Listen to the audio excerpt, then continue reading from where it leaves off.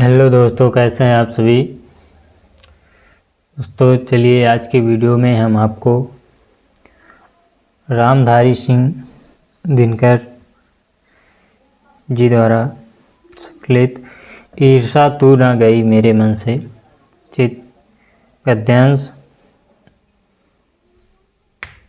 बताएंगे, जो कि यूपी बोर्ड क्लास 10th में 6 अंक के पूछे जाते हैं। इसमें से आपको संदर्भ, रेखांकित अंश की व्याख्या और गद्यांश से संबंधित ही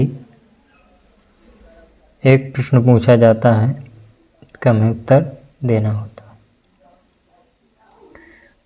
दोस्तों वीडियो को पूरा देखें, स्किप न करें। तो आज का वीडियो हमारा जो है रामधारी सिंह जी द्वारा ईर्षा तू न गई मेरे मन से के गद्यांशों को हम देखेंगे। तो आप देखेंगे पहला गद्यांश है हमारा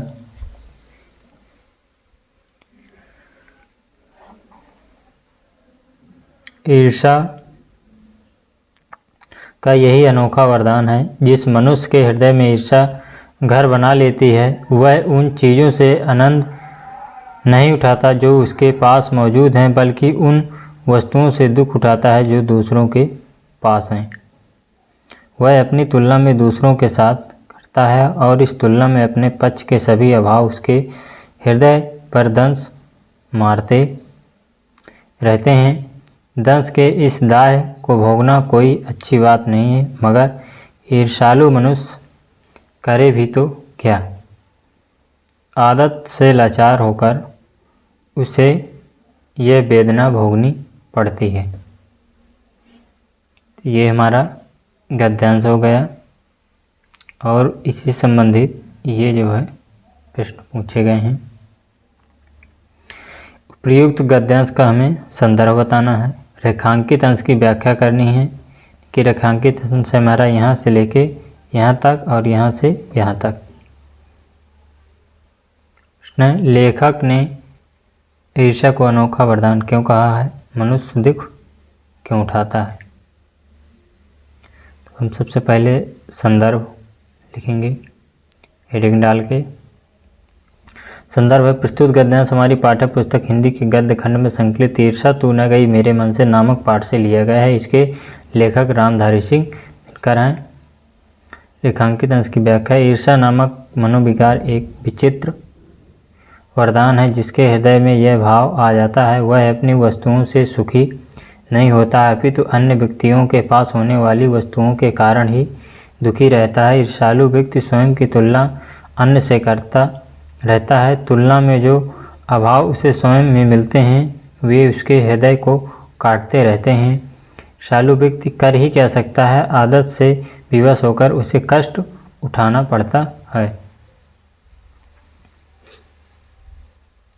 पहला हमारा कि लेखक ने ईर्षा को अनोखा वरदान क्यों कहा है, तो आंसर है हमारा लेखक ने ईर्षा को अनोखा वरदान इसलिए कहा है कि जिस मनुष्य के हृदय में ईर्षा घर बना लेती है वह कोई भी आनंद नहीं उठा सकता है, लेकिन फिर भी उसे ईर्षा करने में बहुत आनंद मिलता है। दूसरा प्रश्न था हमारा मनुष्य दुख क्यों उठाता है, मनुष्य उन वस्तुओं के कारण दुख उठाता है जो दूसरों के पास हैं।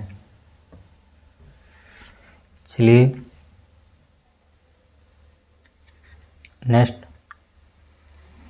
गद्यांश लिखेंगे।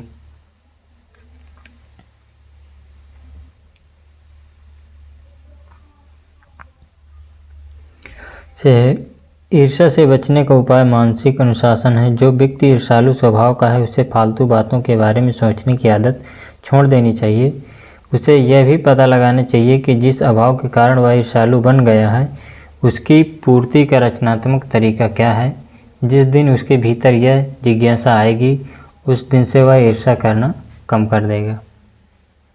इसमें भी हमें संदर्भ, रेखांकित अंश की व्याख्या और लेखक ईर्ष्या से बचने के लिए किस आदत को छोड़ने को कहता है। तो अब देखेंगे संदर्भ हमारा वही रहेगा। प्रस्तुत गद्यांश हमारी पाठ्य पुस्तक हिंदी के गद्य खंड में संकलित ईर्षा तू न गई मेरे मन से नामक पाठ से लिया गया है। इसके लेखक रामधारी सिंह दिनकर हैं। रेखांकित अंश की व्याख्या जो है, मन ही मन विचारों से युक्त होता है जो ईर्षा को जन्म देते हैं। व्यक्ति मन को निर्मल रखे तो ईर्षा से मुक्त रह सकता है। यदि कोई ईर्षालु है तथा इस विकार से मुक्त होना चाहता है तो उसके लिए आवश्यक यह है कि वह व्यर्थ की बातें न सोचा करे। जिस दिन उसके अंदर रचनात्मक तरीके से अपने ईर्षालु बनने के कारण को दूर करने की जिज्ञासा आएगी, उसी दिन से वह ईर्षा करना कम कर देगा। उसी दिन से मतलब ईर्षा करना कम कर देगा। प्रश्न था हमारा नंबर, लेखक ईर्षा से बचने के लिए किस आदत को छोड़ने को कहता है। देखेंगे, लेखक का कहना है कि ईर्षा से बचने के लिए व्यर्थ की बातें सोचना बंद करके अपने अभाव की पूर्ति के रचनात्मक तरीका खोजना चाहिए।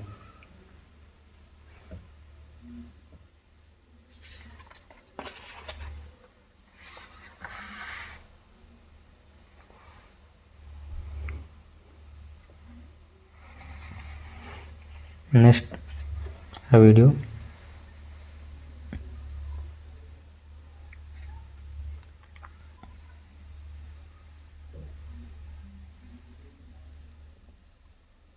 अगला गद्यांश है हमारा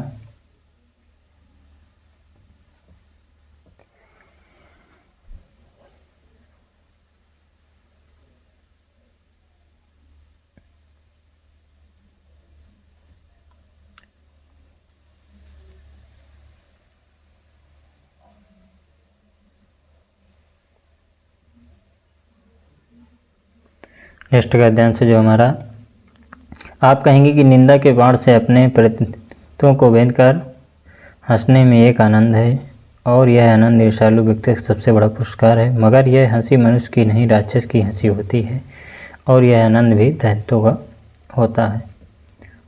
इसमें हमें उपयुक्त गद्यांश का संदर्भ, रेखांकित अंश की व्याख्या और ईर्षालु व्यक्ति का सबसे बड़ा पुरस्कार क्या है हमें करना है। तो इसमें संदर्भ जो है, प्रस्तुत गद्यांश हमारी पाठ्य पुस्तक हिंदी के गद्य खंड में संकलित ईर्षा तू न गई मेरे मन से नामक पाठ से लिया गया है। इसके लेखक रामधारी सिंह दिनकर जी हैं।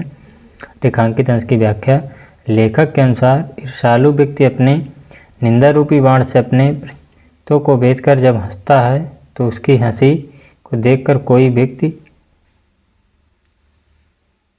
यह कल्पना करता है कि वह आनंदित है। इस आनंद को वह व्यक्ति उस ईर्षालु व्यक्ति की ईर्षा को पुरस्कार भी समझ सकता है।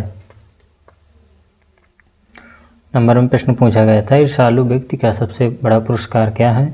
तो निंदा रूपी बाण से अपने प्रतिनिधित्व को भेद कर ईर्षालु व्यक्ति को हंसने में जो आनंद आता है वही उसका सबसे बड़ा पुरस्कार है। दोस्तों मिलते हैं नेक्स्ट वीडियो पे। तो अगर आप पसंद आए तो अगर आप हमारे चैनल पे नए हों, चैनल को सब्सक्राइब कर लें और बेल आइकन को ऑन कर लें ताकि आने वाली हर एक वीडियो सबसे पहले आप तक पहुंच सके।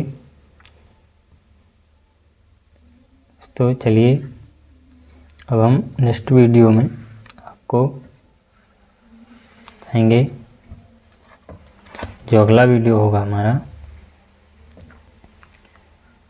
तो वो होगा पानी में चंदा और चांद पर आदमी, जयप्रकाश भारती जी का है।